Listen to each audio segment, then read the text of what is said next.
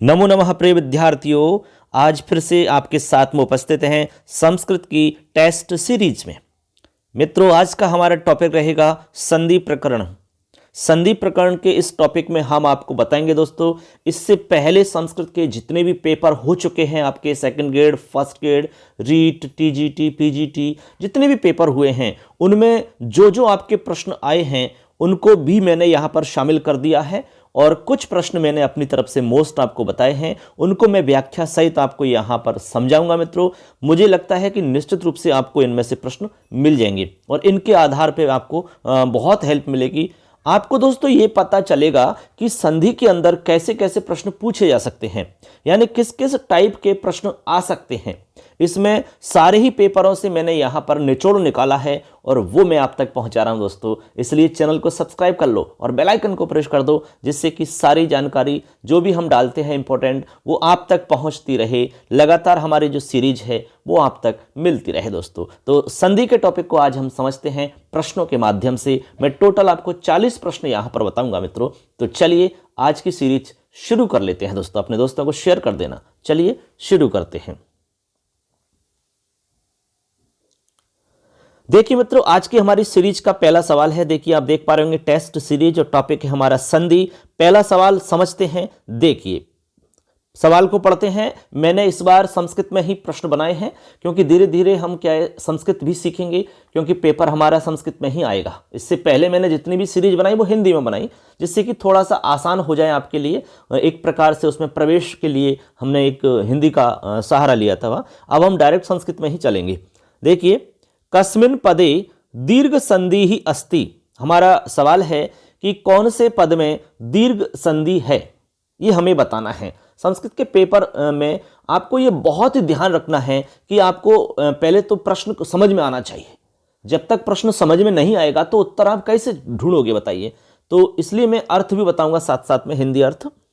कस्मिन् पद यानी किस पद में दीर्घ संधि है, तो बताइए नास्ति, चैव, पावक है, रमेश है। इनमें से एक छांटना है जिसमें दीर्घ संधि हुई है। तो अपना अपना आंसर सोच के रखें, जिससे खुद को पता चल सके कि हमें कितना आ रहा है। ठीक है ना। तो चलिए दोस्तों, इसका राइट आंसर है हमारा ए, यानी नास्ति जो हमारा शब्द है इसमें आपकी दीर्घ संधि है। कैसे होगी? इसमें होगी एक तो न प्लस अस्ति, न प्लस अस्ति, इन दोनों को हम जोड़ते हैं तो यहां पर ए और ए दोनों मिलकर के आ हो जाएगा, यानी दीर्घ संधि हो जाएगी अकह सवर्णे दीर्घ सूत्र से। ठीक है ना। अब बाकी जो उदाहरण है, जैसे कि बे है तो चैव है, तो चैव में आपको पता है च धन एव, यहां पर आपकी वृद्धि संधि होगी। इसके अलावा पावक में आपकी आव आ रहा है, आपकी ध्वनि आ रही है, इसलिए अयादि संधि होगी। रमेश में ए आ रहा है, इसका मतलब है गुण संधि होगी। ठीक है ना। ऐसे आपको समझना है मित्रों। चलिए अगले सवाल पर चलते हैं। सवाल नंबर 2, श्री धन ईश है बराबर श्रीश है इत्यत्र संधिरस्ति। कह रहे हैं कि श्रीश है जो हमारा पद है, यहां पर संधि बतानी है। ऑप्शन है गुण संधि, दीर्घ संधि, वृद्धि संधि, पररूप संधि। तो बताइए कौन सी संधि होगी। तो सिंपल है दोस्तों, यहां श्री में ई आ रहा है और ईश में भी ई आ रहा है। जब दोनों ई और ई मिल गए सेम, तो यहां पर दोनों को हम जोड़ देते हैं, यानी ये दोनों मिलकर के दीर्घ हो जाते हैं। तो यहां पर हो जाएगी दीर्घ संधि, यानी बे ऑप्शन हमारा करेक्ट है। इसमें भी अकह सवर्णे दीर्घ सूत्र से ही संधि होती है। क्लियर सबके। चलिए आगे देखते हैं। बहुत ही अच्छे सवाल हैं, ये सारे ही पुराने पेपरों का निचोड़ है। पुराने पेपरों से ही मैंने ये सवाल उठाए हैं और कुछ सवाल मैंने अपनी तरफ से बनाए हैं। तो देखिए अगला सवाल, शुभाधन उक्ति इत्यस्य संधि पदमस्ति। शुभाधन उक्ति से क्या संधि पद बनेगा, ये हमारा प्रश्न है। तो ऑप्शन है शुभाक्ति ही, शुभोक्ति ही। देखो यहां पर है शुभोक्ति ही और शुभोक्ति और शुभावक्ति, शुभावक्ति ही। अब इसमें से छांट के आपको बताना है कि करेक्ट आंसर कौन सा है, बताइए। ठीक है दोस्तों, हम आपको आंसर बता रहे हैं। इसका आंसर है बे, शुभोक्ति। यहां पर शुभाधन उक्ति, इस स्थिति में वो हो जाएगी गुण संधि। क्या हो जाएगी, गुण संधि हो जाएगी। देखिए सुबह में आ रहा है और इधर आपका उ आ रहा है। आपको पता होगा कि गुण संधि में अवर्ण के बाद में, यानी अवर्ण में आ आता है, आपका ए भी आता है, तो अवर्ण के बाद में यदि उ मिलता हो तो दोनों के स्थान पर, पूर्व और पर के स्थान पर गुण एकादेश हो जाता है। तो यहां पर गुण एकादेश हो जाएगा, मतलब ओ हो जाएगा। यहां पर क्या हो जाएगा, ओ। अब देखिए ओ आपका मिलेगा भय में, क्योंकि भय में जो आ था ओ इसमें आ चुका है आपका आ और उ, ठीक है ना। तो बन जाएगा शुभो और आगे बच जाएगा क्ति, तो शुभोक्ति। इस तरह से आपका ये शब्द बनता है मित्रों। तो यहां पर कुल मिला के हमारा हो जाएगा शुभोक्ति और संधि हो जाएगी आपकी गुण संधि, ठीक है ना। चलिए आगे बढ़ते हैं फ्रेंड्स। आगे है हमारा 4 नंबर प्रश्न है, तो प्रश्न को समझते हैं। प्रधन ऊढ़ है, प्रधन ऊढ़ है बराबर क्या बनता है, प्रौढ़ है। क्या बनेगा, प्रौढ़। अब आगे कह रहे हैं कि प्रधन ऊढ़वान बराबर क्या बनेगा, बहुत ही सुंदर प्रश्न है।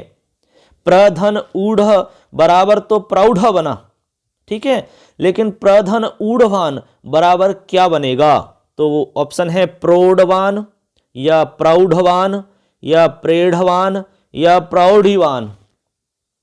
सही आंसर क्या होगा बताइए, फटाफट आपको ढूंढ करके आंसर बताना है। तो बताइए मित्रों, तो मैं आपको यहां पर आंसर बता रहा हूं, इसका राइट आंसर हो जाएगा दोस्तों, बताइए प्रौढ़वान, यानी पहले नंबर पर लिखा हुआ है ना, ये इसका राइट आंसर हो जाएगा, प्रौढ़वान।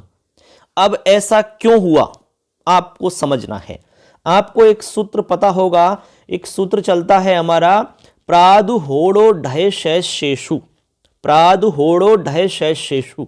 वो कहता है कि प्र के बाद में यदि ऊह, ऊढ़ी, ऊढ़, एष, एष्य रहे तो वृद्धि एकादेश हो जाता है, ठीक है ना, वृद्धि एकादेश हो जाएगा वहां पर।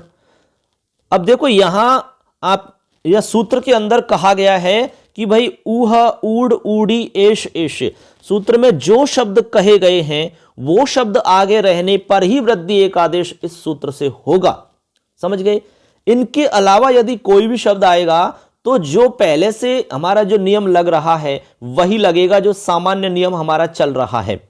तो यहां पर कुल मिलाकर के ये है दोस्तों कि यहां पर ऊढ़ यदि आप देखते हैं तो ऊढ़ में आपको पता है कि ऊ आ रहा है, तो यहां पर हमारी गुण संधि का नियम लग रहा है। कौन से लग रहा है, गुण संधि का। लेकिन गुण संधि का अपवाद है ये, गुण संधि को बांध करके यहां पर प्रादुहोड़ो सूत्र से यहां वृद्धि एकादेश होता है, इसलिए तो यहां पर हमने ऊढ़वान लिखा है, तो सूत्र में ऊढ़वान का उल्लेख नहीं है, केवल ऊढ़ शब्द का उल्लेख है, इसीलिए यहां पर वृद्धि नहीं होकर के हमारा जो सामान्य नियम है गुण संधि वाला, उससे गुण संधि हो जाएगी यहां पर, इसलिए प्रौढ़वान बनेगा यहां पर, ठीक है।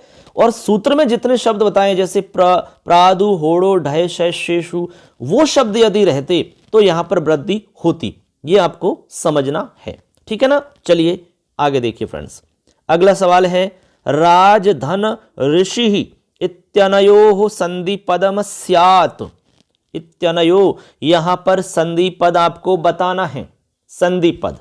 तो देखिए राजार्षि, राजर्षि, राजर अर्षि, राऋषि, राऋषि, बताइए कौन सा एकदम सही है। तो चलिए हम आंसर बता रहे हैं, इसका करेक्ट आंसर है फ्रेंड्स बे, करेक्ट आंसर है बे, यानी यहां बनेगा राजर्षि। क्या बनेगा, राजर्षि बनेगा। अब कैसे बनेगा आपको पता है मित्रों, यहां पर हमारी गुण संधि हो जाएगी।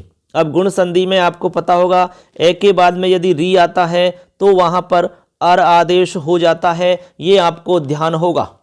तो यहां पर अर हो जाएगा, बन जाएगा राजर्षि, जैसे महर्षि बनता है, देवर्षि बनता है, सप्तर्षि बनता है, ठीक है, ब्रह्मर्षि बनता है। इस तरह से आप बना सकते हो, जहां पर अर की ध्वनि आए, अर अर अर, समझ लेना गुण संधि है, ये ट्रिक है आपकी। चलें आगे, चलिए अगला प्रश्न है 6 नंबर, वृद्धिरेचि सूत्रस्य उदाहरण रूपेण भवितुम शक्यते। वृद्धि रेचि सूत्र के उदाहरण के रूप में हो सकते हैं, यानी कौन सा हो सकता है, ऐसे आपको बताना है। ठीक है, तो कुल मिलाकर के ये बताना है कि वृद्धि रेचि सूत्र का उदाहरण कौन सा है, ऐसे आपको समझना है। ऑप्शन है उपेंद्र है, देवैश्वर्यम, गंगोदकम, जनेकता। बताओ इनमें से आपको सही छांट करके बताना है करेक्ट कौन सा होगा। सोच लिया सबने? चलिए आंसर बता देते हैं। इसका बे आंसर है मित्रों, बे।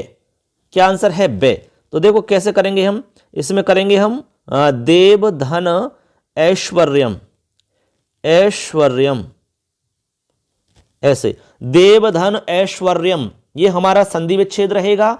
अब यहां पर आपकी वृद्धि संधि हो जाएगी। अवर्ण के बाद में एच मिलना चाहिए, तो अवर्ण के बाद में हमें एच मिल रहा है, इसलिए यहां पर वृद्धि रेचि से वृद्धि संधि हो जाती है। ठीक है ना, ऐसे। अब बाकी के जो ऑप्शन हैं एक बार उन पर भी नजर डाल लेते हैं। पहला ऑप्शन है उपेंद्र, तो यहां पर उपधन इंद्र गुण संधि होगी फ्रेंड्स। ठीक है, इसके बाद में से में है गंगोदकम, तो गंगाधन उदकम, यहां गुण संधि होगी। आगे है जनेकता, जनेकता में अशुद्ध रूप है, जन धन एकता होता, तो यहां पर भी जनैकता बनता, यानी यहां पर भी वृद्धि होती, लेकिन यहां पर क्या अशुद्ध लिखा है, मैंने एकता जोड़ दिया है। नियम के हिसाब से तो यहां पर ऐकता बनता, जनैकता। ठीक है, कुल मिला के ये भी आपका गलत है, तो ऐसे करके राइट हो जाएगा देवैश्वर्यम। ठीक है, चलिए आगे चलते हैं। क्वेश्चन नंबर 7, गव्यम इत्यस्य पदे केन सूत्रेण वार्तिकेन संधि भवति, ऐसे आपको बताना है। तो देखिए इसका मतलब है कि गव्यम, इस पद में किस सूत्र या वार्तिक से संधि होती है, ऐसे आपको बताना है। तो चलिए बताइए फ्रेंड्स, किससे होती है, यहां पर आपको बताना है छांट करके फटाफट अपना आंसर। तो देखिए ऑप्शन देखते हैं, एको यणचि से, ए चौवायाव से, अध्व परिमाणे च, या फिर वांतो ही प्रत्यय।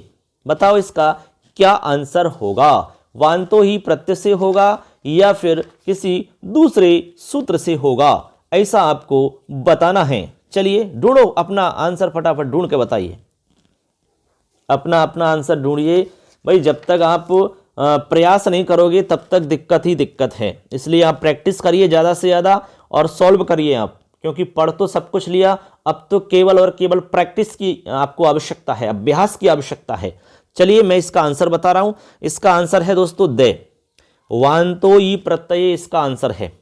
अब कैसे है, मैं इसका थोड़ा सा अर्थ बता देता हूं। इसका अर्थ है यकार से प्रारंभ होने वाले प्रत्ययों के परे रहते ओ के स्थान पर अब तथा औ के स्थान पर आब आदेश हो जाते हैं, ये हमारा सूत्र का अर्थ है। ठीक है, तो यहां पर हमारे सामने है गव्यम, तो गव्यम का हमारा होगा गोधन यम, गोधन यम होता है, गोधन यम।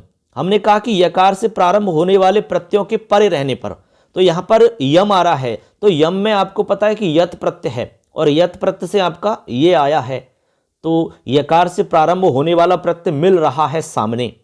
ऐसी स्थिति में ओ के स्थान पर अब करना होता है और औ के स्थान पर आव करना होता है, तो यहां गो में ओ आ रहा है, तो हम यहां पर ओ के स्थान पर अब कर लेते हैं। तो अब करते ही हमारा रूप बनेगा गे अव यम, बन जाएगा गव्यम। इसी तरह आपका भाव्यम बन सकता है, नाव्यम बन सकता है, ऐसे बहुत सारे हम शब्द बना सकते हैं फ्रेंड्स। तो यहां तक किसी को कोई दिक्कत नहीं हुई होगी। चलिए अच्छे से आपको समझ में आना चाहिए। आगे बढ़ते हैं मित्रों अगले प्रश्न की तरफ। चलिए मित्रों अगला हमारा प्रश्न है 8 नंबर। देखिए क्वेश्चन है विद्यैश्वर्यम इति केन सूत्रेण भवति। बहुत ही सुंदर सवाल है दोस्तों, बहुत ही सुंदर। विद्यैश्वर्यम इति केन सूत्रेण, यानी जो हमारा शब्द है विद्यैश्वर्यम, ये यहां पर किस सूत्र से हमारा संधि कार्य होता है, ऐसे आपको बताना है। तो ऑप्शन है वृद्धिरादैच, आदगुण है, वृद्धिरेचि और वृद्धस्य च। बताओ इसका राइट आंसर आपको छांट करके बताना है, क्या होगा बताइए मित्रों, फटाफट ढूंढिए। चलिए हम आंसर बता रहे हैं, इसका आंसर है से, करेक्ट आंसर है से। यहां पर वृद्धि रेचि से संधि होगी, वृद्धि संधि। कौन सी संधि होगी? वृद्धि संधि। वृद्धि राधैच नहीं करना है, यहां पर कंफ्यूज हो सकते हो वृद्धि राधैच के चक्कर में। वृद्धि राधैच हमारा संज्ञा सूत्र है, यानी कि यह हमें वृद्धि संज्ञा करता है, वृद्धि क्या है यह बताता है, जबकि संधि हमारी वृद्धि रेचि सूत्र से होती है। ऐसे आपको स्पष्टता रखनी है अपने मस्तिष्क में, ठीक है ना। तो वृद्धि रेचि सूत्र से यहां पर संधि होगी और विच्छेद हो जाएगा हमारा विद्या धन ऐश्वर्यम। क्या हो जाएगा? विद्या धन ऐश्वर्यम, ठीक है, ऐश्वर्यम। अब इनको यहां पर हम संधि करेंगे तो वृद्धि संधि होकर के बन जाएगा विद्वैश्वर्यम। जैसे देवधन ऐश्वर्यम, देवैश्वर्यम बनता है, इस तरीका से, ठीक है ना मित्रों। चलें आगे, चलिए अगला सवाल देखते हैं। धात्री धन ऐश्वर्यम इति शब्दयोः संधि रूपम किम स्यात्। ये बहुत ही अच्छा सवाल है। देखो, धात्री धन ऐश्वर्यम, यहां पर आपको संधि रूप बताना है कि क्या बनेगा, समझ गए? चलो बताइए। धात्रैश्वर्यम, धात्रीश्वर्यम, धात्रीरैश्वर्यम या धात्रीश्वर्यम, बताओ सही आंसर ढूंढिए फटाफट। चलिए ढूंढ लिया आपने, चलो मैं बता रहा हूं, इसका आंसर है ए, यानी कि ए नंबर का हमारा जो है ऑप्शन ये एकदम करेक्ट है। अब ये आपको दिमाग में होना चाहिए कि भाई इसमें कैसे हुई हमारी ये संधि और क्या हुआ इसमें। तो चलिए मैं आपको बता रहा हूं, धात्री धन ऐश्वर्यम, यहां पर दोस्तों यण संधि हो जाएगी। कौन सी हो जाएगी? यण संधि। अब यण संधि के लिए आप देखेंगे कैसे होगा, धात्री और ऐश्वर्यम। तो धात्री में हमारा री आ रहा है और री आपका इक में आता है, और सूत्र है हमारा एको यणचि, यण संधि करने वाला। वो कहता है कि इक के बाद में यदि आपका समान स्वर हो तो यहां पर इक के स्थान पर यण आदेश हो जाता है, तो ई के स्थान, री के स्थान पर आपका रे हो जाएगा, री के स्थान पर क्या हो जाएगा? रे। तो बनेगा तय और रे मिलकर के त्रय बन जाएंगे, बन गए त्रय। अब त्रय के अंदर ऐ जोड़ेंगे, ऐश्वर्यम को जोड़ देंगे तो बन जाएगा धात्रैश्वर्यम, हो गया आपका। तो यण संधि से रूप बना हुआ है, आप देख सकते हैं। चलो आगे देखते हैं क्वेश्चन नंबर 10।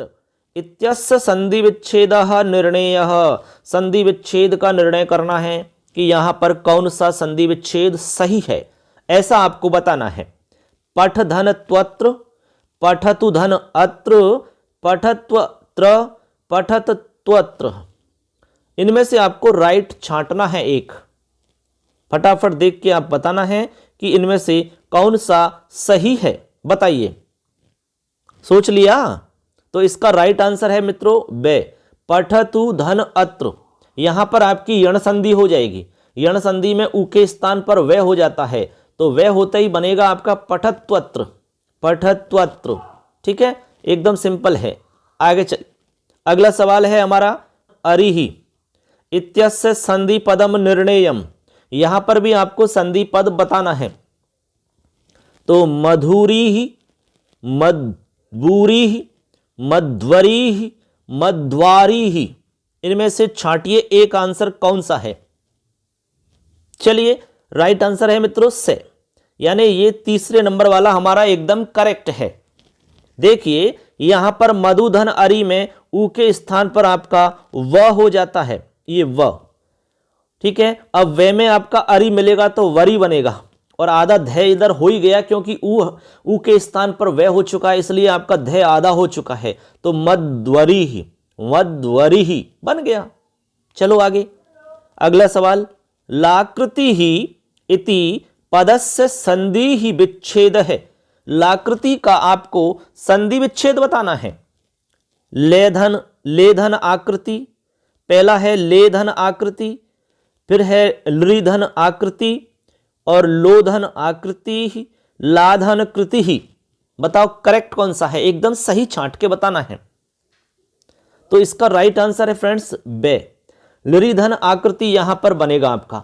और लृधन आकृति में संधि कौन सी हो जाएगी मित्र, बताइए। लाकृति में कौन सी संधि होगी? यहां पर हो जाएगी यण संधि। कौन सी हो जाएगी? यण संधि, क्योंकि यण संधि में इक के स्थान पर यण होता है। तो लरी बताइए इक में आता है क्या? इक में आते ई उ री लरी, ई उ री लरी, ये हमारे 4 वर्ण इक में आते हैं। ठीक है, तो यहां पर हमारे लरी के स्थान पर ले हो जाएगा। क्या हो जाएगा? ले। अब लरी के स्थान पर ले हो गया तो ले में आकृति जोड़ दो, बन जाएगा लाकृति। ऐसे आपका रूप बनता है इसमें। इसलिए आपको नियम ध्यान रखने हैं दोस्तों। नियम आपको यदि ध्यान होंगे तो आपका रूप कभी भी गलत नहीं हो सकता, हमेशा आपका सही हो जाएगा। इसलिए आपको समझने पर ज्यादा आपको जोर देना होगा। चलिए आगे बढ़ते हैं। अगला हमारा है 13 नंबर प्रश्न है, पठत्वेक है। पठत्वेक है, ठीक है। इत्यस्य शब्दस्य संधि विच्छेदम स्यात्, इसका संधि विच्छेद बताना है। चलिए ऑप्शन है पठ त्वेक है, पठतु एक है, पठत एक है, पठत्व एक है। बताओ सही कौन सा है इनमें से? चाटो फटाफट। चलिए हम इसका राइट आंसर बता रहे हैं फ्रेंड्स, इसका है बे, यानी बे वाला ऑप्शन एकदम सही है। पठतु धन एक है, यहां पर आपकी यण संधि हो जाएगी मित्रों। कौन सी? यण संधि। अब यण संधि में उ के स्थान पर वे होता है, ठीक है, और वे में आपका एक है मिल जाएगा तो बन जाएगा वेक है, और ते आपका आधा है ही तो पठत्वेक है, पठत्वेक है, ऐसा आपका रूप बनेगा। चलिए आगे बढ़ते हैं। क्वेश्चन नंबर 14, बहुत ही सुंदर सवाल है। ये सारे ही पुराने पेपरों के प्रश्न हैं, ये पहले आए हुए हैं, तो आपको थोड़ा सा इससे पता चलेगा कि संधि में कैसे प्रश्न पूछे जा सकते हैं। ये टाइप हैं, यानी प्रकार है प्रश्नों के, ऐसे ऐसे प्रश्न पूछे जा सकते हैं। चलिए, अध्यापक है, अत्याचार है, साध्वादेश है, पित्राज्ञा इत्यत्र रेखांकित स्थानेषु संधि ही केन सूत्रेण कृत है, ऐसा हमारा सवाल है। बहुत ही बढ़िया सवाल है। यहां पर देखो हमारे सामने 4 शब्द हैं, अध्यापक है, अत्याचार है, साध्वादेश है, पित्राज्ञा। इनमें आपको यह बताना है कि कौन सी संधि हुई है, किस सूत्र से हुई है। संधि आपको सूत्र बताना है संधि का। ऑप्शन है अकः सवर्णे दीर्घः, एको यणचि, अदिंग गुण है, स्वादि रे ऋणो हो। बताओ करेक्ट कौन सा है? इसका सही आंसर है मित्रों बे। यहां पर एको यणचि से सभी में संधि हुई है, सभी में एको यणचि सूत्र से संधि हुई है। सबसे पहला है हमारा अध्यापक है, यहां पर अधिधन आपक है, अधिधन आपक है, ऐसा आप करेंगे, आपक है, इस तरीका से करेंगे तो यहां पर अधि में ई के स्थान पर आपका यह हो जाएगा तो बनेगा अध्य, और आपक जोड़ेंगे तो अध्यापक है बन जाएगा आपका। ठीक है, इसमें हो गई यण संधि। इसके बाद में हमारा सेकंड है, देखिए अत्याचार है, तो यहां पर अति होगा और आगे हो जाएगा आचार, आचार है, ऐसे आप संधि विच्छेद करेंगे तो अति में ई के स्थान पर आप करेंगे ये तो बनेगा अत्य, और आचार जोड़ेंगे तो अत्याचार है, ऐसे आपका रूप बन जाएगा। ठीक है ना। इसके बाद में अगला हमारा रूप है, देखिए अगला है साध्वादेश है, तो यहां पर होगा मित्रों साधु धन आदेश है, साधु धन आदेश है, तो यहां पर उ के स्थान पर वे होगा तो वे होगा तो वादेश बनेगा, और ध्य आधा है तो साध्वादेश है, ऐसा बनेगा। फिर आगे है पित्राज्ञा, तो पितृधन आज्ञा, पितृ में जो री है उसको रे बनेगा, फिर रे आपका तय में मिल जाएगा तो बनेगा त्रय, और त्रय में आपका आगे जो आज्ञा है वो जोड़ देंगे तो त्राज्ञा बन जाएगा तो बनेगा पित्राज्ञा। ऐसे आपके सारे रूप बन जाते हैं। मैं सबको एक्सप्लेन इसलिए कर रहा हूं क्योंकि आपको केवल छोटी जानकारी नहीं, आपको थोड़ा सा व्यापक समझना है, आपको ज्यादा समझना है। ज्यादा समझोगे तो निश्चित रूप से आप सही कर पाओगे। ठीक है ना। आपको केवल ये नहीं कि आंसर रटना हो, आंसर से काम नहीं चलेगा, आपको अपनी समझ विकसित करनी है संधि से, जो भी टॉपिक रहेगा सभी में। ठीक है ना मित्रों। चलिए देखिए अगला हमारा सवाल है 15 नंबर, बहुत ही बढ़िया सवाल है। बहुनेच्छसि इत्यस्य संधि विच्छेदः निर्णयः, आपको संधि विच्छेद का निर्णय करना है कि कौन सा संधि विच्छेद होगा। तो देखिए बहुधन नाच्छसि, बहुना धन इच्छसि, बहुन धन एच्छसि, बहुना धन छसि। बताओ सही कौन सा है इनमें से? फटाफट बताइए, बहुत ही अच्छे प्रश्न है ये। ठीक है, ये आपने कर दिए तो समझ लो कि नैया पार हो जाएगी आपकी। इसलिए चैनल को सब्सक्राइब कर लेना दोस्तों, और अपने दोस्तों को सबको शेयर कर देना, और वीडियो अच्छा लगता हो लाइक कर देना, और कोई भी सवाल है आपका तो कमेंट करके आप पूछ सकते हो, मैं हर कमेंट का जवाब देता हूं फ्रेंड्स। चलिए, ऑप्शन नंबर हमारा कौन सा सही होगा, तो मैं बता रहा हूं इसका आंसर बे आंसर आपका करेक्ट है। बे वाला आंसर एकदम सही है, बहुना धन इच्छसी। तो यहां पर हो जाएगी आपकी गुण संधि। बहुना आ रहा है, इधर ई आ रहा है, दोनों में पूर्व पर के स्थान पर गुण एकादेश हो जाएगा, तो बन जाएगा ने। ए बन जाएगा, तो ए आपका ने में जुड़ जाएगा ना, तो ने बन जाएगा, तो बनेगा बहुनेच्छसी। ठीक है, करेक्ट है। आगे चलिए, मनीषा इत्यस्मिन पदे कह संधि। मनीषा में आपको संधि बतानी है, कौन सी संधि होगी? ऑप्शन है पूर्व रूपम, प्रकृति भावम, पररूपम, दीर्घ संधि। कौन सी आपकी संधि होगी बताइए फटाफट। तो चलिए मित्रों, इसका मैं राइट आंसर बता रहा हूं, इसका आंसर है से। यहां पर होगी पररूप संधि। आपने एक पढ़ा होगा नियम, शकंद्वादिषु पररूपम वाच्यम। शकंद्वादिषु पररूपम वाच्यम जो हमारा वार्तिक है, उस वार्तिक के अनुसार ही हम यहां पर संधि करेंगे। मनस धन ईशा, मनस धन ईशा में मनस में जो अस है, उस अस की टी संज्ञा हो जाएगी, और टी संज्ञा होने के बाद में लोप हो जाएगा, और फिर हम उसको मिला देंगे तो बन जाएगा हमारा मनीषा शब्द। इसी तरह देखो, इसमें शकंदु, करकंदु, कुल्टा, हलीशा, लांगलीशा, पतंजलि, सीमंतः, ये बहुत सारे शब्द बनते हैं इसी में। ठीक है, ऐसे आप बना लेंगे। अब चलते हैं अगले प्रश्न पर। प्रश्न नंबर 17, लोप है साकल्यस्य सूत्रेण प्रतिपादितम पदमस्ति। बहुत ही बढ़िया सवाल है। ये कह रहा है कि लोपः शाकल्य से जो सूत्र है, उससे प्रतिपादित आपका शब्द कौन सा है, ऐसा हमारा प्रश्न है। इससे बनने वाला शब्द कौन सा है?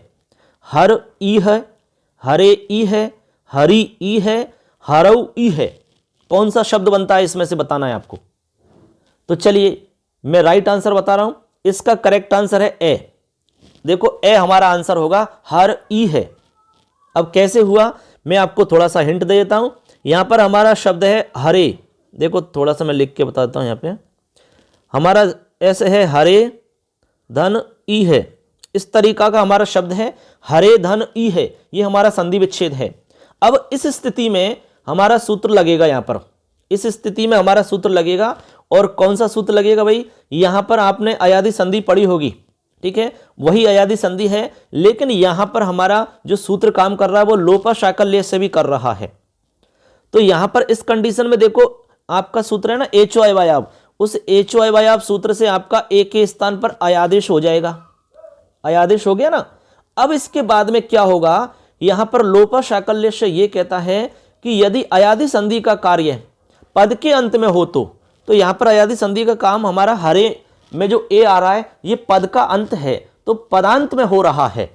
तो पदांत में होने पर शाकल्य ऋषि के मत में अय, अव, आय, आव, इनमें जो ये और वे है उसका लोप हो जाता है।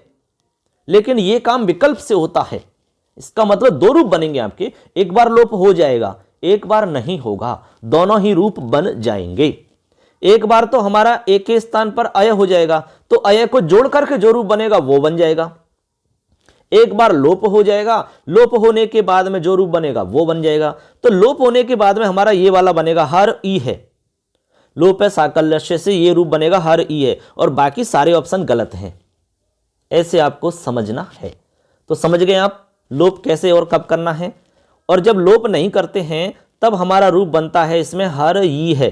ऐसे मैं लिख के बता रहा हूं, यहां पर ऐसे रूप बनेगा। तो ये हमारे रूप सही है, ये भी हमारा करेक्ट है और ये भी करेक्ट है, लेकिन ऑप्शन में मैंने एक ही डाला है इसमें, तो हमारा पहला वाला सही है। समझ गए आप लोप शाकल्य का क्या मामला है, ऐसे काम करता है ये। चले आगे देखते हैं अगला सवाल। संसारे धुनः इत्यत्र संधि सूत्रमस्ति। संसारे धुनः जो हमारा शब्द है, यहां पर आपको बताना है किससे संधि होगी, सूत्र का नाम बताना है। एंगी पररूपम, एंग है पदांतादति ही, शकंद्वादिषु पररूपम वाच्यम, एते धत्यूठषु। बताइए करेक्ट आंसर कौन सा है, यहां पर किस सूत्र से संधि होगी, ये हमें बताना है छांट करके। तो चलिए मैं इसका राइट आंसर बता रहा हूं, यहां हो जाएगी आपकी एंग है पदांता दति से, एंग है पदांता दति से यहां पर हमारी पूर्व रूप संधि होगी। क्या होगी? पूर्व रूप संधि।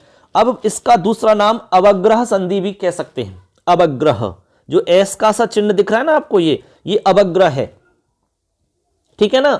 अब देखो सुन लीजिए आप इसका अर्थ। एंगह पदांता दति सूत्र कहता है कि पद के अंत में स्थित ए और ओ के बाद ह्रस्व आकार के रहने पर उसका पूर्व रूप एकादेश हो जाता है। क्या हो जाता है? पूर्व रूप।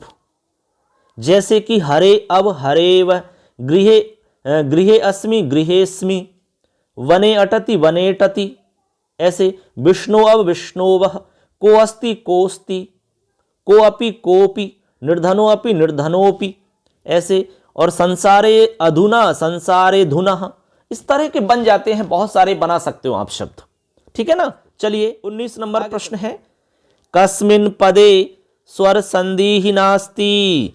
आपको बताना है किस पद में स्वर संधि नहीं है, बताइए। हितोपदेश है, सदुपदेश है, पितृपदेश है, गुरुपदेश है। बहुत ही अच्छा सवाल है ये, ठीक है, कंफ्यूजन होने की जरूरत नहीं है। तो इसका राइट आंसर ढूंढिए। देख लिया? चलिए मैं इसका आंसर बता रहा हूं। इसका सही आंसर है दोस्तों ब, यानी हमारा सवाल है कि इसमें स्वर संधि कहां पर नहीं हुई है, कौन से उदाहरण में स्वर संधि नहीं है।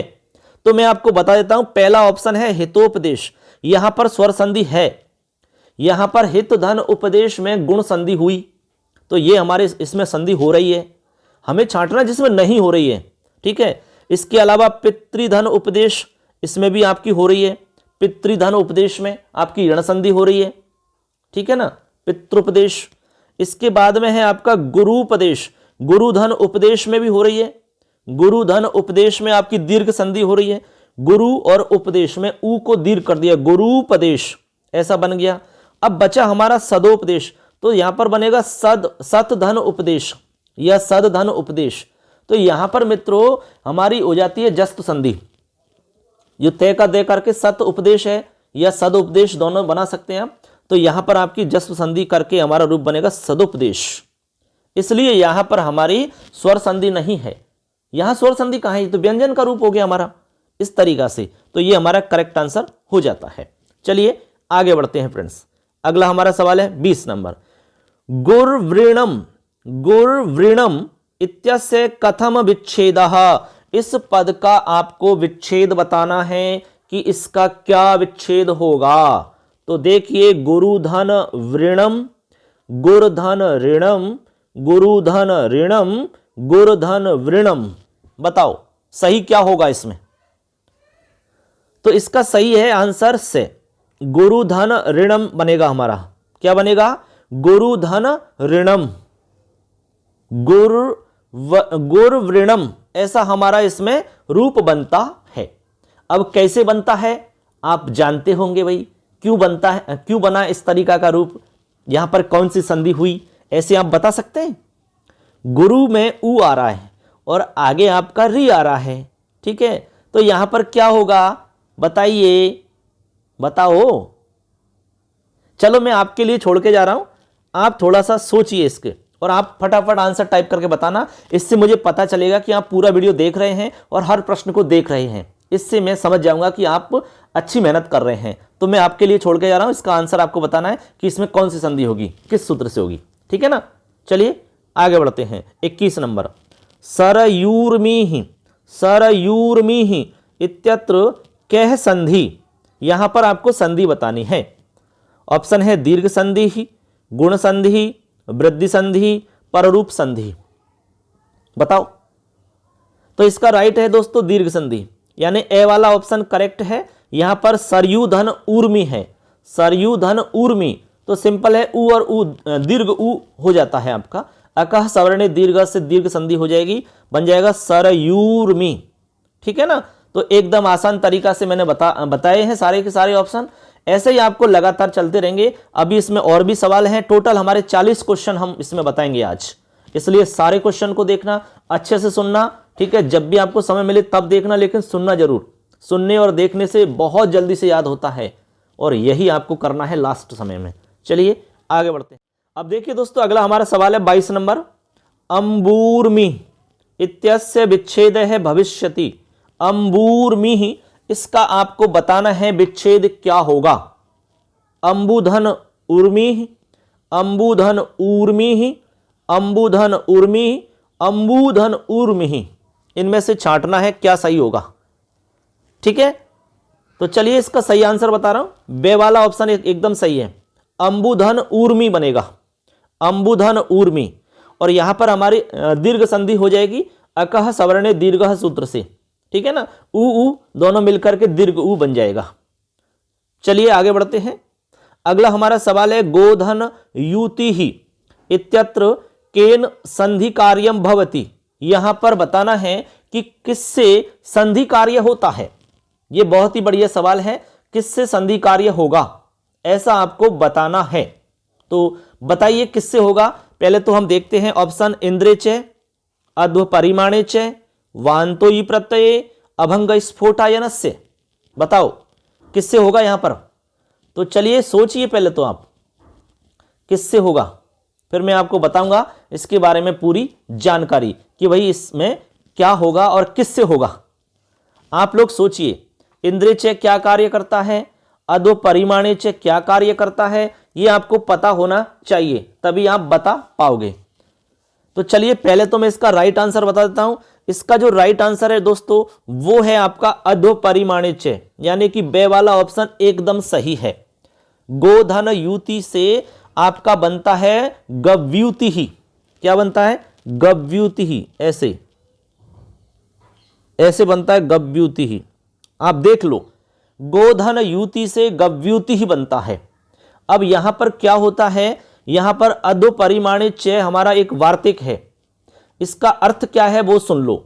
ये हमारा वार्तिक कहता है कि मार्ग के परिमाणवाची अर्थ में, ठीक है, जब मार्ग का परिमाणवाची अर्थ रहे तो उस स्थिति में युति शब्द बाद में रहने पर गो शब्द के ओ को अब आदेश हो जाता है और वहां पर अयादि संधि मानी जाती है। तो गो में जो ओ है उसके स्थान पर अब आदेश हो जाता है। तो गो में ओ को अब होता है तो बन जाएगा गव, और युति है ये आगे गव्युति ही बन जाएगा। गव्युति का अर्थ होता है दोस्तों दो कोस की दूरी। ऐसा सवाल भी आ सकता है कि गव्युति पदस्य को अर्थः, उत्तर देना है दो कोस की दूरी।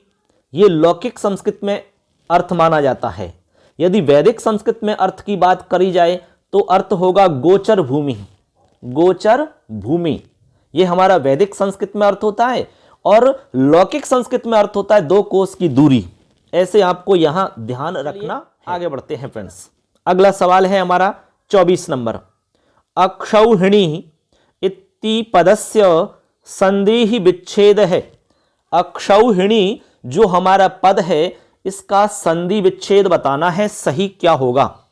अक्षय धन ऊहिनी, अक्षधन ऊहिनी, अक्षधन ऊहिनी, अक्षधन ऊहिणी। बताओ।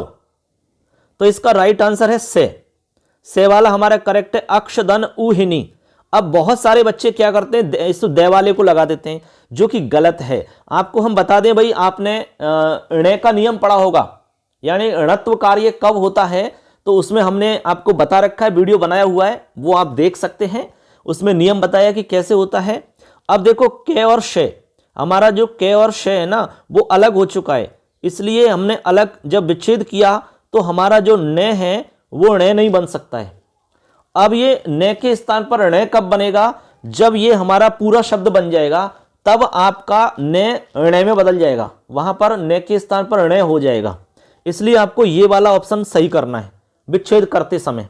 ठीक है, किसी भी शब्द के अंदर जैसे आपका श और के आ रहा है, ठीक है, या क्ष आ रहा है, तो वहां पर जो न है हमारा वो न सामान्य रूप से ण में बदल जाता है। ठीक है, वैसे तो नियम बताऊंगा मैं आपको, अटक उपवांग नोम वे वाये पी सूत्र से, वो आप पढ़ लेना और समझ लेना। इसलिए यहां पर विच्छेद करते समय ऋणत्व नहीं होगा, इसलिए ऋणत्व वाला रूप नहीं लगाना है आपको विच्छेद में। ठीक है ना, ऐसे आपको ध्यान में रखना है। वैसे मैंने बता रखा है ऑलरेडी, आप उसको देख लेना। आगे चलिए, 25 नंबर सवाल है, स्वधन ईर है इत्यस्य संधि पदम निर्णयम। यहां पर आपको संधि पद बताना है कि क्या रूप बनेगा यहां पर हमारा, बताइए।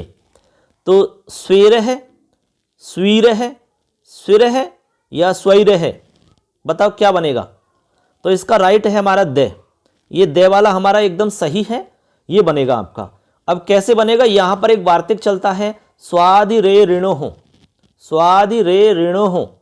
उस वार्तिक से क्या होता है भाई, स्व के आगे यदि इर, ईर, ईरी और ईरणी इनमें से कोई भी मिले, ईर, ईरी या फिर ईरणी, ये 3 शब्द हैं, इन 3 शब्द में से कोई भी आगे मिले स्व के आगे, तो यहां पर पूर्व और पर के स्थान पर वृद्धि एक आदेश हो जाएगा। ठीक है, वैसे तो यहां पर गुण संधि प्राप्त हो रही है, लेकिन ये गुण का अपवाद है, गुण को रोक दिया जाता है और ये वार्तिक यहां पर क्या करेगा, वृद्धि संधि कार्य करेगा, ऐसे आपको समझना है। ठीक है ना, तो बन जाएगा स्वैर है, इसलिए स्वैर बना। और यदि ये काम नहीं करता मान लो तो गुण होता फिर, लेकिन ये विशेष है, अपवाद वाला सूत्र है ये, इसलिए ये सूत्र ही वार्तिक है। ठीक है ना मित्रों, ऐसे आपको ध्यान रखना होगा यहां पर। आगे चलिए 26 नंबर, यद्यश्माकम इत्यस्मिन पदे कैह संधि। यहां पर आपको संधि बतानी है, कौन सी संधि है, अच संधि, हल संधि, विसर्ग संधि या फिर कोपिने। तो यहां पर हमारा राइट आंसर है दोस्तों अच, यहां पर अच संधि है। मैं आपको बता देता हूं, यहां पर है यदि धन अस्माकम, यदि धन अस्माकम हमारा विच्छेद होगा और यहां पर हमारी यण संधि हो जाएगी। यण संधि हमारी अच संधि में आती है, इसलिए राइट आंसर हमारा अच संधि होगा। ठीक है ना, चलें आगे। चलिए अगला सवाल है हमारा 27 नंबर, असंगतस्य चयनम कुरुत है। असंगत का चयन करना है आपको कि इनमें असंगत कौन सा है, वो आपको छांट करके बताना होगा। तो देखिए सबसे पहले हम देखते हैं ऑप्शन, परिधन ईक्षा बराबर परीक्षा, इसके बाद में लृधन लृकार है बराबर लृकार है, मम धन लृकार है बराबर ममलकार है, सदा धन ऋण है बराबर सदर्ण है। अब इनमें आपको यह बताना है कि असंगत कौन सा है। असंगत से तात्पर्य है आपको गलत छांट के बताना है, सीधी सीधी बात करें तो, कि गलत कौन सा है ऐसे आपको छांट करके बताना होगा। तो बताइए इनमें गलत कौन सा है, छांटिए। तो सबसे पहले आपको हम बता देते हैं दोस्तों इसका राइट आंसर, इसका राइट आंसर है हमारा ए, गलत है ये, क्योंकि परिधन ईक्षा जो हमने लिखा है यहां पर परी में ह्रस्व री ई आएगा, यानी इस तरीका से आएगा परी, और ईक्षा तो सही है, परीक्षा में परिधन ईक्षा ऐसा करने पर सही होगा, जबकि हमने यहां दीर्घ कर रखा है, ये अशुद्ध है, यही आपका असंगत है। अब आगे मैं जो बाकी ऑप्शन बच गए उनको भी थोड़ा थोड़ा समझा देता हूं। आगे हमारा है लृधन लृकार है, यहां पर हमारी दीर्घ संधि हो जाएगी। कौन सी हो जाएगी, दीर्घ संधि, लृ है और आगे लृ है, तो लृ और लृ हमारा दीर्घ है, यहां दीर्घ संधि हो रही है। आपको पता है कि लृ का कभी दीर्घ नहीं होता है, इसलिए आपको इसी रूप में ह्रस्वी दिखेगा, तो लृकार ही बनेगा। इसके बाद में मम धन लृकार है, यहां पर आपकी गुण संधि हो जाएगी, अल हो जाएगा, ममलकार तबलकार की तरह। सदा धन ऋण है, यहां पर है सदा धन ऋण है, तो यहां क्या बनेगा भाई, सदा धन ऋण है, यहां पर आपका सदर्ण है बनेगा, यहां आपकी गुण संधि हो जाएगी। कौन सी हो जाएगी, गुण संधि हो जाएगी, ऐसे आपको समझना है। अब यहां गुण संधि हो जाएगी, आपको पता है कैसे हो जाएगी, आपने एक सूत्र पढ़ा है, प्रवत्सतर कंबल वसन दशानाम ऋणे। वो कहता है कि प्रवत्सर कंबल वसन दश और ऋण शब्द के आगे ऋण शब्द रहने पर वृद्धि एक आदेश होता है। बात को समझना, उसमें फिक्स शब्द बताएं, लेकिन हमने यहां पर सदा शब्द लिखा है, उस सूत्र में सदा शब्द नहीं आता। उस सूत्र में यदि सदा शब्द आता होता तो यहां पर गुण संधि नहीं होती, वृद्धि होती उस वाले सूत्र से। जैसे कि प्र के बाद में ऋणम आ रहा है तो प्रारणम बन रहा है, वसन के बाद में वसनारणम, दश के बाद में दसारणम, ऋण के बाद में ऋणारणम, लेकिन सदा के बाद में हमने ऋण लिखा है, तो यहां पर वृद्धि नहीं होगी, क्योंकि प्रवत्सर कंबल वसन जो सूत्र है उसमें सदा शब्द नहीं है, इसलिए यहां पर सामान्य नियम लगेगा गुण का, तो बनेगा सदर्ण है। क्लियर है? ऐसे आपको समझना है। अब देखिए दोस्तों, हमारा अगला सवाल है 28 नंबर। सवाल को समझते हैं। पृष्ठ धन उ है इत्यत्र संधि रूपम किम स्यात्। यहां पर संधि रूप क्या होगा ऐसा आपको बताना है। तो ऑप्शन है पृष्ठो है, पृष्ठौ है, पृष्ठु है, पृष्ठु है। इनमें से सही बताना है क्या होगा। तो सबसे पहले तो मैं आंसर बता देता हूं। इसका आंसर है बे, बनेगा पृष्ठौ है। क्या बनेगा? पृष्ठौ है। ठीक है। अब कैसे बनता है मैं आपको बता रहा हूं। यहां पर हमारी संधि होगी दोस्तों वृद्धि संधि। कौन सी होगी? वृद्धि संधि है। यहां पर लिखने में थोड़ी दिक्कत आ रही। वृद्धि संधि है हमारी यहां पर, और किस सूत्र से है? तो सूत्र है हमारा एते धत्युटसु। ये हमारा सूत्र है। इस सूत्र से वृद्धि संधि होगी। यहां पर आपको यह भी बता देते हैं कि यहां पर दोस्तों गुण संधि का काम प्राप्त हो रहा है। किसका? गुण संधि का काम प्राप्त हो रहा है, लेकिन उसको रोक दिया जाता है, क्योंकि ये अपवाद सूत्र है, ये विशेष सूत्र है। ये कहता है, इसका अर्थ बता रहा हूं, एते धत्युटसु सूत्र का। सूत्र कह रहा है कि अवर्ण के आगे, अवर्ण से मतलब आपको ए या आ समझना है।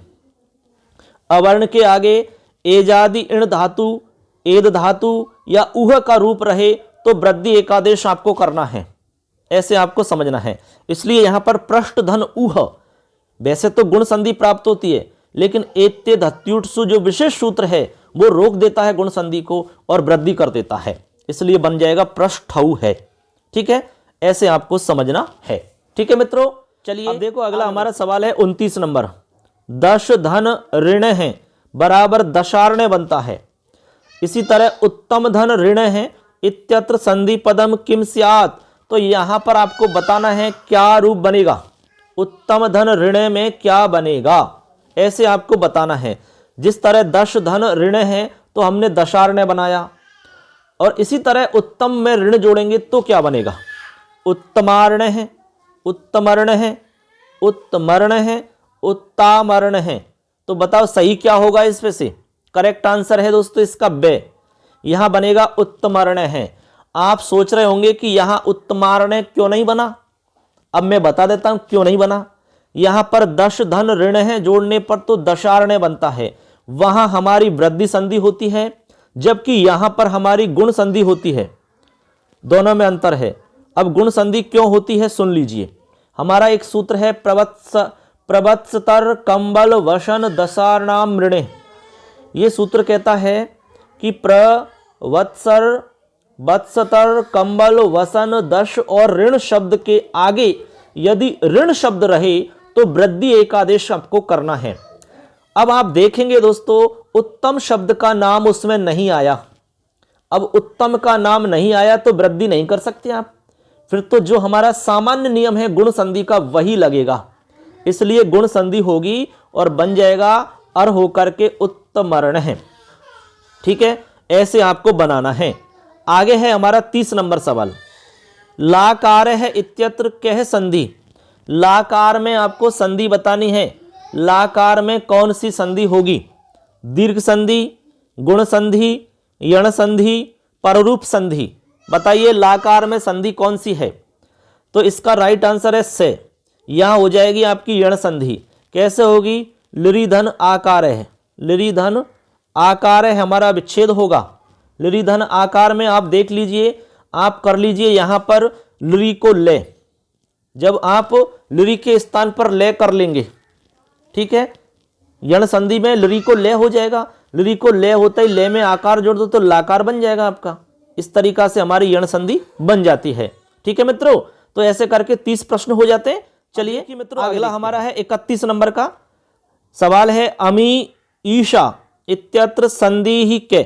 यहां पर आपको संधि बतानी है कि कौन सी संधि है अमी ईशा में। ऑप्शन है पररूप संधि, प्रकृति भाव संधि, दीर्घ संधि, पूर्व रूप संधि। बताइए फटाफट क्या आंसर होगा। यहां पर हमारा सवाल है 31 नंबर का, क्या होगा यहां पर आपको छांट के बताना है। ऑप्शन हमने बता दिए, आप अपना आंसर बताइए कि यहां पर क्या रूप बनेगा। तो चलिए, आपने सोच लिया होगा, मैं इसका राइट आंसर बता रहा हूं दोस्तों। यहां पर प्रकृति भाव संधि होगी, यहां पर बे ऑप्शन करेक्ट है, प्रकृति भाव संधि होगी। और एक सूत्र चलता है हमारा अदसोमात, अदसोमात, उस अदसोमात सूत्र से प्रकृति भाव कार्य होगा। वैसे तो यहां पर हमारे दीर्घ संधि प्राप्त हो रही है, आप देख रहे हैं कि दीर्घ संधि प्राप्त हो रही है यहां पर, लेकिन ऐसा नहीं हुआ क्योंकि विशेष सूत्र है हमारा अदसोमात। वो कहता है आदर्श शब्द से संबंधित मकार के बाद दीर्घ ई व दीर्घ ऊ के रहने पर वह प्रगृह्य हो जाता है, चाहे वचन कोई सा भी हो। अब प्रगृह्य संज्ञा होने के बाद प्रकृति भाव संधि हो जाती है, ऐसे आप जानते होंगे। तो यहां पर अमी ईशा में हमारी प्रकृति भाव संधि होगी। आगे चलिए, अगला सवाल, स्तोश्चुनः श्चुः इत्यस्य उदाहरणम नास्ति। हमारा सूत्र है स्तोह श्चुनः श्चु। इस सूत्र का उदाहरण कौन सा नहीं है, ऐसे बताना है। उज्ज्वल है, सज्जन है, यज्ञ है, कृष्ण है। तो दोस्तों इसका राइट आंसर है द, कृष्ण है। यहां पर आपकी इष्टत्व संधि है, कौन सी है, इष्टत्व संधि है। आप देख सकते हैं यहां पर हमारी इष्टत्व संधि होगी, किसमें, कृष्ण के अंदर हमारी इष्टत्व संधि होती है। जबकि बाकी ऑप्शन में उज्ज्वल में आपकी इष्टत्व संधि है, यज्ञ में इष्टत्व संधि है और सज्जन में इष्टत्व संधि है। समझ गए ना। इस तरह से हमारा जो राइट आंसर होगा कृष्ण होगा, क्योंकि हमने स्तो स्टूना सूत्र का पूछा है और ये हमारा स्टूना स्टू का उदाहरण है, कृष्ण है। समझ गए। चलो आगे देखते हैं। खरीचय इति सूत्रेण संधि भवति। खरीचय सूत्र से कौन सी संधि होती है, आसान है। जस्व संधि, विसर्ग संधि, चर्तु संधि, स्वादि संधि। करेक्ट आंसर है से, इससे होती है हमारी चर्तु संधि। खरीचय सूत्र से कौन सी संधि होती है, चर्तु संधि होती है। और चर्तु संधि हमारी व्यंजन संधि के अंदर आती है। इसमें रूप बनते हैं, पहला शब्द हो जाता, पहला वर्ण हो जाता है इसमें, जैसे कि सत्कार है, सत्पुत्र है, विपत्काल है, या तत्पर है, उत्पन्न है, इस तरह के बनते हैं। यानी 1 2 3 4 के स्थान पर पहला हो जाता है, ऐसे आप समझ सकते हैं। चलें आगे। चलिए अगला सवाल है, अधोलिखितेषु भिन्न पदम स्यात्। अधोलिखित में आपको भिन्न पद छांट के बताना है। ऑप्शन है अजंत है, षड्रसः, दिंगनाग है, सुबंत है। बताओ इसका राइट आंसर क्या है, सबसे पहले तो वो छांटिए आप। तो इसका राइट आंसर है दोस्तों से। अब क्यों है वो भी मैं बता देता हूं। हमने इसमें कहा है कि भिन्न पद आपको बताना है, यानी भिन्न पद कौन सा है। अब भिन्न पद ये इसलिए है, इसमें दोस्तों अनुनासिक संधि है। इसमें कौन सी संधि है, अनुनासिक। और बाकी में अजंत में जस्व संधि है। सट धन रसा, इसमें भी आपकी जस्व संधि है। सुप धन अंत, इसमें भी जस्व संधि है। ये तीनों उदाहरण जस्व संधि के हैं, जबकि ये उदाहरण हमारा एक अनुनासिक संधि का आ गया बीच में।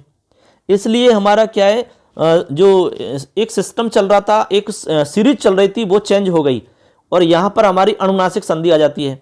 इसलिए असंगत या भिन्न हमारा दिंगनाग होगा। ऐसे आपको आंसर छांटना है। इस तरह के सवाल भी पेपर में आते हैं, इसलिए आपको समझ के ही जवाब देना होगा। ठीक है ना मित्रों। चलिए आगे बढ़ते हैं। अगला हमारा सवाल है, देखिए, संपदधर्षः इत्यस्मिन् पदे कै संधि। संपदधर्ष है, बहुत ही बढ़िया हमारा ये रूप है संधि का। तो इसमें ऑप्शन है पर सवर्ण संधि, पूर्व सवर्ण, इष्टत्व या इष्टत्व। बताओ क्या सही होगा, फटाफट आपको बताना है इसमें क्या सही होगा। तो पहले तो मैं आंसर बता देता हूं, फिर उसको एक्सप्लेन करूंगा। यहां आंसर है हमारा बे। क्या आंसर है, बे। यहां पर हो जाएगा आपके दोस्तों पूर्व सवर्ण संधि। कौन सी होगी, पूर्व सवर्ण संधि होगी। अब इसका सूत्र है झयो होन्य तरस्याम। झयो होन्य तरस्याम सूत्र है, उससे हमारी यहां संधि होगी और संधि विच्छेद होगा। संपद धन हर्ष है, संपद ऐसे होगा, देखो, संपद धन हर्ष है। संपद धन हर्ष है। ये सूत्र कहता है कि झय के आगे है के रहने पर पूर्व सवर्ण हो जाता है, ऐसा इसका मतलब है। तो यहां पर पूर्व सवर्ण संधि होकर के बनेगा संपद हर्ष है। तो यहां पर दोस्तों सबसे पहले तो हम है के स्थान पर करेंगे चौथा वर्ण, संपद हर्ष है, हर्ष की जगह धर्ष हो जाएगा और फिर इसको मिला देंगे तो संपद धर्ष बन जाएगा। इसी को पूर्व सवर्ण कहेंगे हम, ठीक है ना। आगे चलिए, कुछ एक सवाल और बचे हुए हैं। अब देखिए दोस्तों, हमारा 36 नंबर सवाल है, शिव धन छाया इत्यस्य संधि पदम निर्णयम। यहां पर आपको संधि पद बताना है कि यहां पर हमारा क्या संधि पद बनेगा। तो फटाफट देखिए, शिव छाया, शिवत छाया, शिवत छाया, शिवा छाया। तो राइट आंसर होगा से, शिवत छाया रूप बनेगा। यहां पर क्या बनेगा, शिवत छाया। अब क्यों बनेगा मैं आपको बता देता हूं। यहां पर एक सूत्र चलता है छे चे, एक सूत्र चलता है छे चे सूत्र यह कहता है कि ह्रस्व स्वर के बाद में यदि छे आए, ह्रस्व स्वर के बाद में यदि छे आए तो उससे पहले तुक का आगम हो जाता है, यानी बीच में तय आ जाता है, बीच में आके तय बैठ जाता है। अब तय के स्थान पर च हो जाएगा आपका, ठीक है, इष्टुत्वकारी होकर के, तब बनेगा शिवत छाया। ऐसे हमारा रूप बनता है। क्लियर। आगे चलो, पदांतात व सूत्र से उदाहरणम नास्ति। पदांतात व सूत्र जो है हमारा, उसका उदाहरण कौन सा नहीं है, ऐसा आपको बताना है।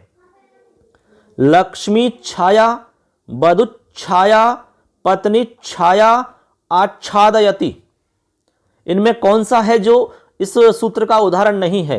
तो इसमें हमारा दे वाला ऑप्शन एकदम सही है, ये हमारा इस वाले सूत्र का उदाहरण नहीं है। तो भाई किसका है फिर ये, वो भी मैं बताऊंगा। और हमारा राइट आंसर आपको समझ में आना चाहिए, ये वाला है।